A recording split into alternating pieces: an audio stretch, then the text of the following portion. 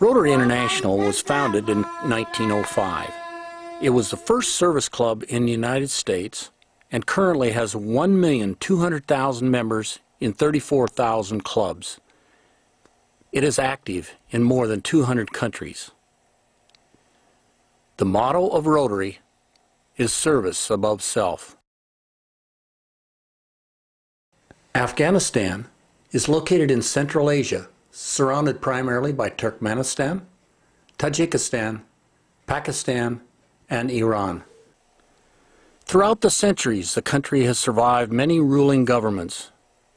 More recently, it was under communist rule from 1979 until the Soviets withdrew their forces in 1988. During the ensuing years, in the early 1990s, the nation was wrought with civil war, and many of the regions were ruled by local warlords. In 1994, a movement arose called the Taliban, dedicated to removing the warlords and imposing strict Islamic Sharia law on the country. By the year 2000, the ruthless Taliban occupied 95% of the country.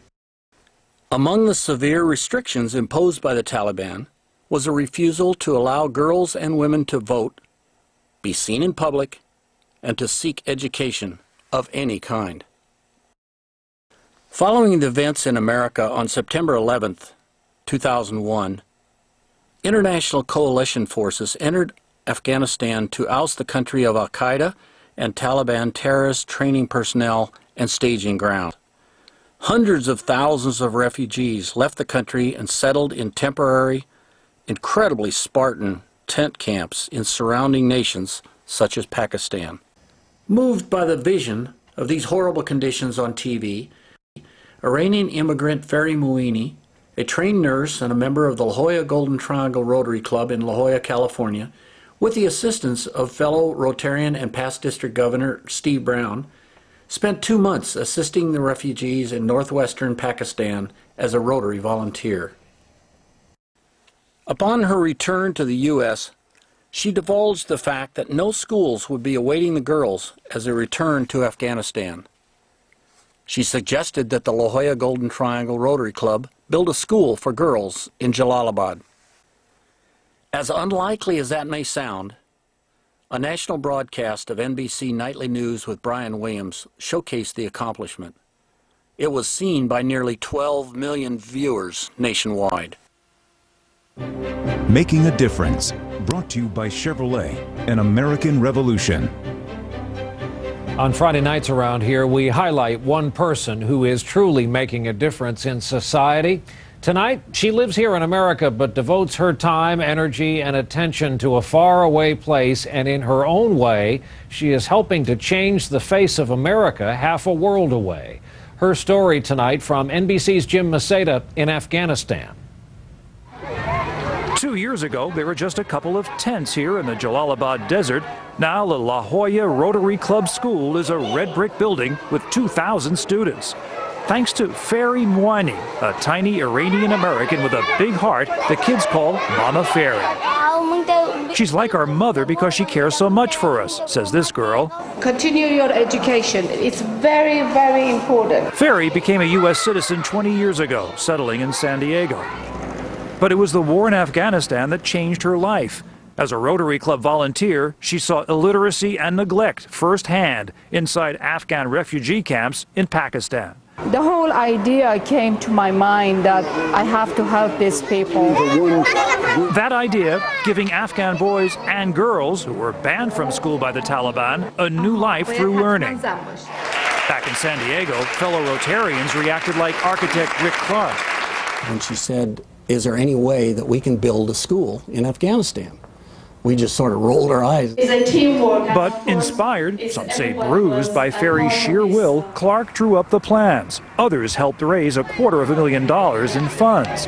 On On opening day 2004, Fary was overcome with emotion. The lines and lines of boys and girls, you know, it's a view that I will cherish the rest of my life. Opening this mixed school was hard enough, but keeping it open and safe is even more daunting. After all, this is a war zone and the area once a Taliban stronghold. U.S. forces needn't warn Fary about insurgents. She's already had 2 close calls on visits here, but remains defiant. If we will stop that, we give them the power, and I will not allow that. Instead, Mama Fary is making a difference in a hostile land, tending to a new generation of Afghans she calls her own. Jim Maceda, NBC News, Jalalabad. This school story resulted in one of the most extensive coverages of a single Rotary Club project in the 100-year history of the Rotarian magazine. During their first trip to Jalalabad, Steve and Fary visited Nangarhar University and discovered that there were no computers in use. Steve has been instrumental in raising funds to establish several computer laboratories, not only at the university but throughout Jalalabad. An internet program called Global Connections and Exchange now allows Afghan students to communicate with the American and other Western students. After the school was completed, the two spearheaded the charter of the Jalalabad Rotary Club, established a school connection between the new Rotary School and Doyle Elementary in San Diego, and founded a sister city connection between Jalalabad and San Diego. A computer lab was established in the Rotary School, and a guest house for foreign visitors and an international learning center were constructed. Conference communication via Skype now occurs daily between the center and universities in America. Arrangements were made to deliver millions of dollars of donated medicine, ultrasound machines, heart monitors, and pediatric equipment to their local hospital. 6 more classrooms have been added to the original Rotary School, bringing enrollment to more than 6,000 boys and girls. When the Rotary School became operational, it was discovered that Afghan culture and customs require that female students entering the 5th or 6th grade must have female teachers.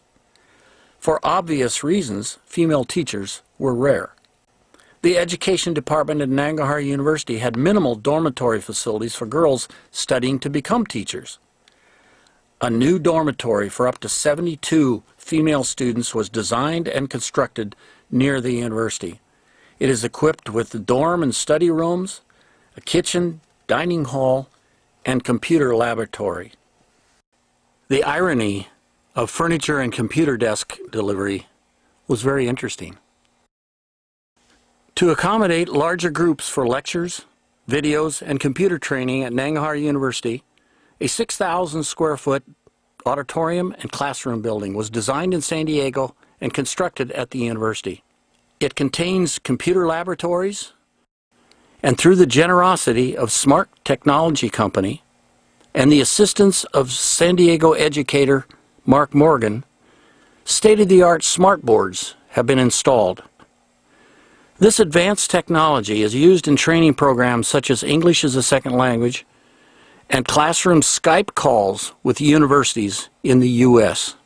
Its multi-purpose auditorium is also available for community activities. What I find the most interesting is how appreciative the Afghan people are that somebody from the United States actually cares about them. We're over there as volunteers. We're over there just trying to improve their station in life, to provide them opportunities that those of us in the rest of the world have.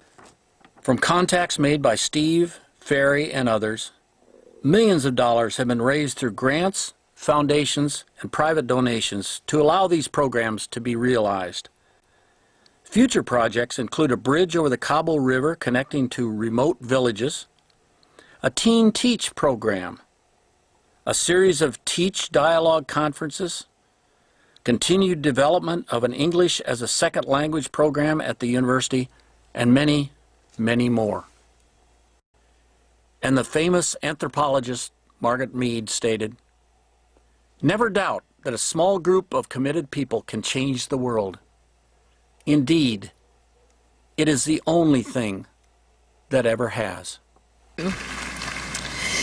It's a great honor to be here. Mother Teresa said, "We all cannot do great things, but we can do small things with love."